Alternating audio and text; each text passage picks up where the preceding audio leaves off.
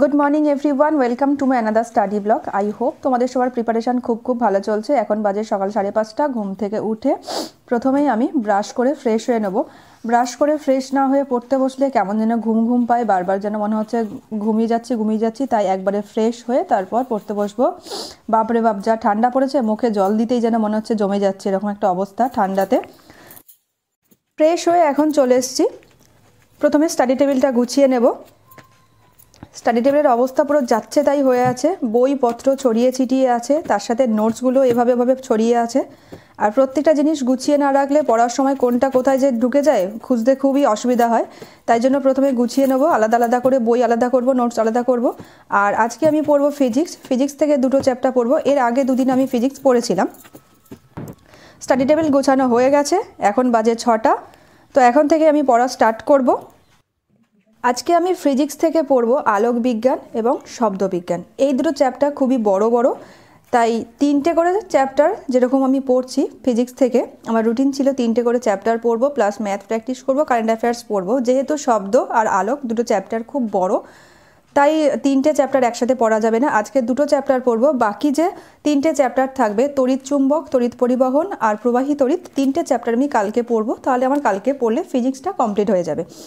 আর আজকে শব্দবিজ্ঞান এবং আলোক বিজ্ঞান এই 2টো চ্যাপ্টার পড়ার পাশাপাশি ট্র্যাডিশনাল জিকে থেকে 2টো টপিক থাকে, যেগুলো হচ্ছে ফিজিক্সের মধ্যেও পড়ে প্লাস ট্র্যাডিশনাল জিকের মধ্যে পড়ে। টপিকগুলো হচ্ছে, একটা হচ্ছে বিজ্ঞান ও প্রযুক্তি বলে, তার মধ্যে 2টো টপিক আছে, একটা চ্যাপ্টার মানে এই বিজ্ঞান ও প্রযুক্তি হচ্ছে ট্র্যাডিশনাল জিকের একটা চ্যাপ্টার, যেটা ফিজিক্সের মধ্যেও পড়ে কিছু টপিক।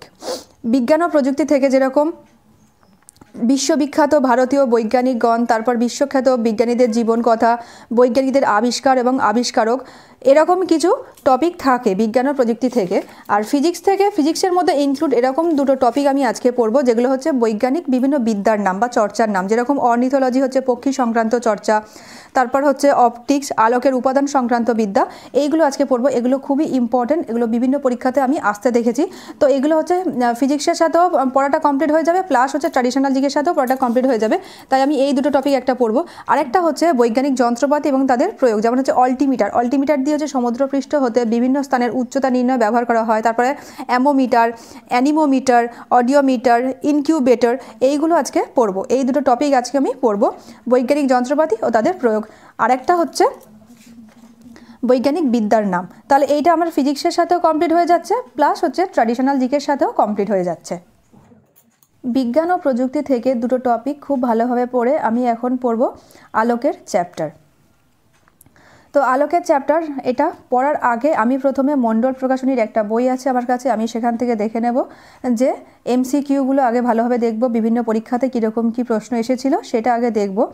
এটা হচ্ছে যে কোনো চাকরির পরীক্ষার প্রিপারেশান নেওয়ার ক্ষেত্রে ফার্স্ট স্টেপ হচ্ছে আমাদেরকে এমসিকিউ দেখতে হবে। মানে এমসিকিউ মানে বিভিন্ন পরীক্ষাতে কীরকম প্রশ্ন আসে সেটা দেখতে হবে। তারপর হচ্ছে বিভিন্ন বই, প্রত্যেকটা সাবজেক্ট ইন্ডিভিজুয়ালি পড়তে হবে এবং তারপর এমসিকিউ প্র্যাকটিস করতে হবে এবং টেস্ট দিতে হবে। এই হচ্ছে 3টে স্টেপ আমাদের এগোতে হবে এইভাবে চাকরির পরীক্ষার প্রিপারেশান নেওয়ার জন্য। তো আমি প্রথমে আলোক বিজ্ঞান এই চ্যাপ্টারটা পড়ার আগে এমসিকিউ দেখে নেব মণ্ডল প্রকাশনীর একটা বই থেকে। দেখে তারপর আমি ওল্ড সিলেবাসের বই, আমি সায়েন্স পড়ছি, ফিজিক্স এবং কেমিস্ট্রি, বায়োলজি 3টে চ্যাপ্টারই আমি পড়ছি মাধ্যমিকের ওল্ড সিলেবাসের বই থেকে। তো আমি এখন প্রথমে আলোক বিজ্ঞান হচ্ছে এমসিকিউ দেখে নিয়েছি কার্তিক চন্দ্র মল্লের বইটা থেকে। এখন আমি ওল্ড সিলেবাসের বইটা থেকে আলোকের চ্যাপ্টারটা পড়ব। আলোকের চ্যাপ্টার থেকে আমি প্রথমেই সমসত্ব মাধ্যম, অসমসত্ব মাধ্যম, স্বচ্ছ অস্বচ্ছ যে সমস্ত উদাহরণগুলো আছে, যেরকম যে স্বচ্ছ মাধ্যমের মধ্যে দিয়ে আলোক সব দিকে সমান বেগে চলতে পারে তাকে সমসত্ব মাধ্যম বলা হয়। এইসব সংজ্ঞা পড়ার খুব একটা প্রয়োজন নেই, আমার হাজব্যান্ডও তাই বলেছে, সংজ্ঞা পরীক্ষায় আসে না, একবার জাস্ট কনসেপ্ট ক্লিয়ার করার জন্য পড়তে হবে। তাই এগুলো আমি কনসেপ্ট ক্লিয়ার করার জন্য পড়বো। এবং উদাহরণ যেগুলো আছে সমসত্ব মাধ্যমের উদাহরণ কোনগুলো, কাঁচ বাতাস জল, এগুলো হচ্ছে সমসত্ব মাধ্যমের উদাহরণ।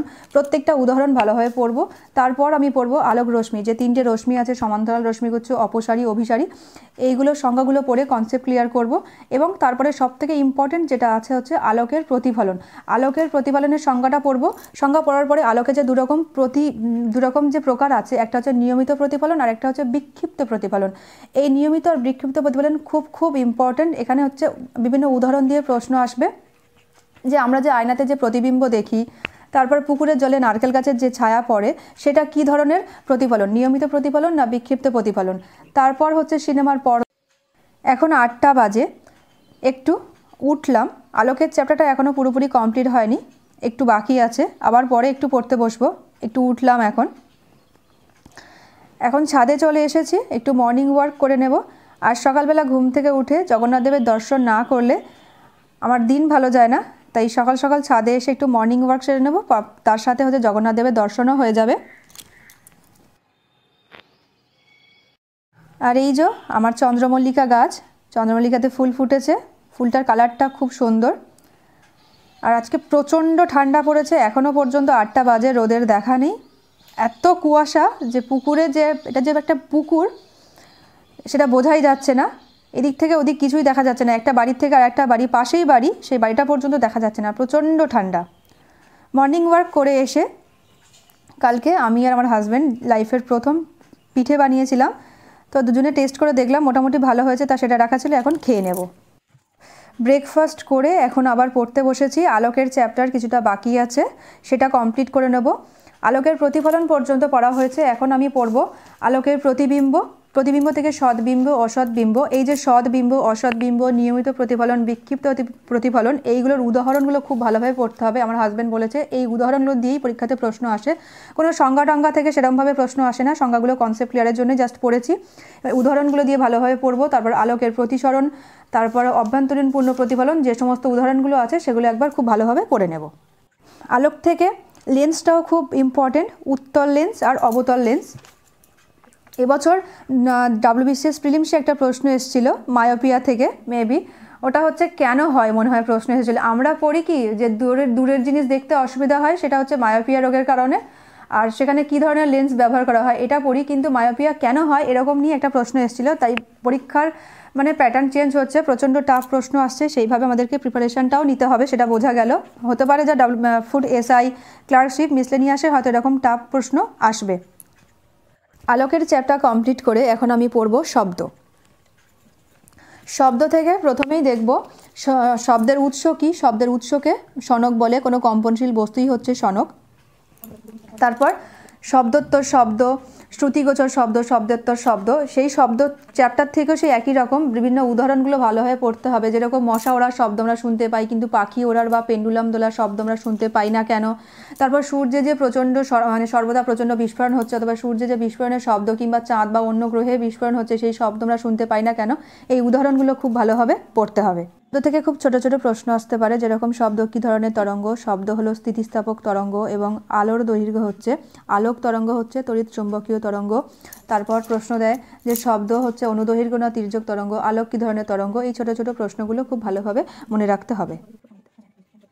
বিভিন্ন কম্পিটিটিভ এক্সামে ক্র্যাক করার জন্যে আমাদের প্রচুর MCQ প্র্যাকটিস করতে হবে। প্রত্যেকটা সাবজেক্ট ইন্ডিভিজুয়ালি পড়ার পাশাপাশি প্রচুর MCQ প্র্যাকটিস করতে হবে। MCQর জন্য আমার কাছে আছে কার্তিক চন্দ্র মণ্ডলের প্রত্যেকটা সাবজেক্টের আলাদা আলাদা MCQর বই, তার সাথে আছে আমার দিশা পাবলিকেশনের একটা 10,000 প্লাসের একটা MCQ বই, খুব স্ট্যান্ডার্ড বুক ওটা, UPSC, PSC, SSC, ব্যাঙ্কিং প্রত্যেকটা এক্সামের জন্য অ্যাপ্লিকেবল।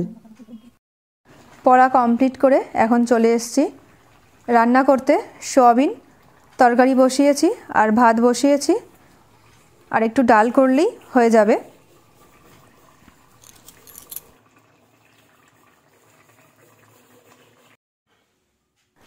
রান্না করে স্নান সেরে এখন চলে এসেছি ঠাকুর ঘরে, পুজো দিয়ে নেব। হাজব্যান্ডকে বলেছিলাম মালা নিয়ে আসতে, মালা নিয়ে এসছে। ঠাকুরকে ভালোভাবে একটু পুজো দিয়ে নেব।